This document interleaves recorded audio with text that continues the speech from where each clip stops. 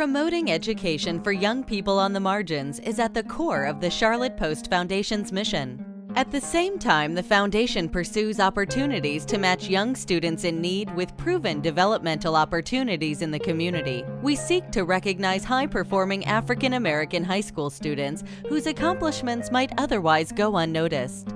Each year, we lift up these exceptional young people by presenting 2 student awards of distinction: the Charlotte Post Best Award Student of the Year and Student of the Year Runner-Up.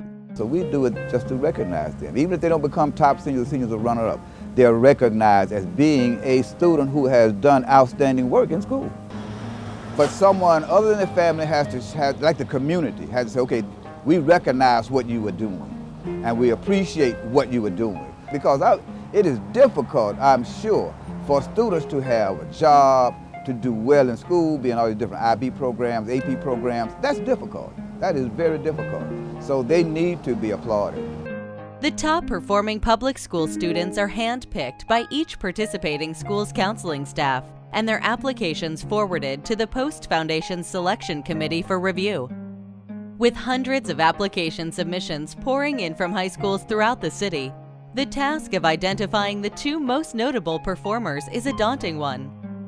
The council sends us back the students that have 3.25 GPAs or better.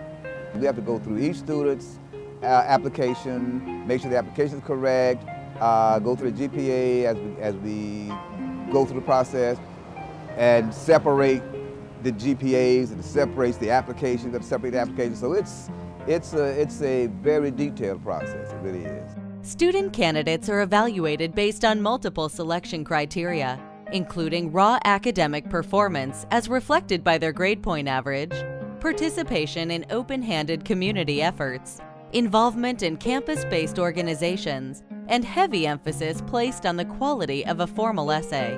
We go through the GPAs, we go through the class ranking where they were, we go through their activities, school activities, community activities, and we, with a fine-tooth comb, go through the essay, because the other ones are objective. The points are scored basically objectively. The essay is subjective, so we definitely take more time on the essay. Most people who question it look at the grade point average. And they say, my student's grade, my daughter, my son's grade point average was 4.7.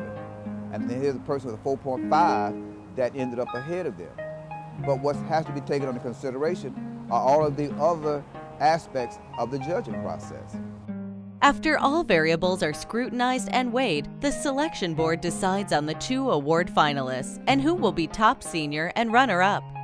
Both recipients are recognized during the annual gala event and presented with a statuette in acknowledgement of their singular triumph.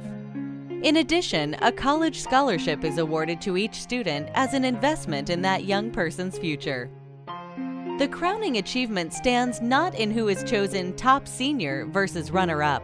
Rather, recognition of academic and civic accomplishment entrenches the adoption of a success-oriented outlook and inspires parents, educators, and community leaders alike to continue with the work of cultivating the next generation of scholastic leaders. If we don't help them, who will? These are our children. They may not be our biological children, but they are our children. So if we don't help them, who's going to help them? It's up to us to help them, especially more so those of us who are considered by the community as successes. So if you're considered a success, you know you didn't become a success on your own. Someone had to give you a lift somewhere. We are basically charged with that responsibility. We may not realize it, may not even own up to it, but we are. We are charged with that responsibility because these are our children, extended though they may be. These are our children.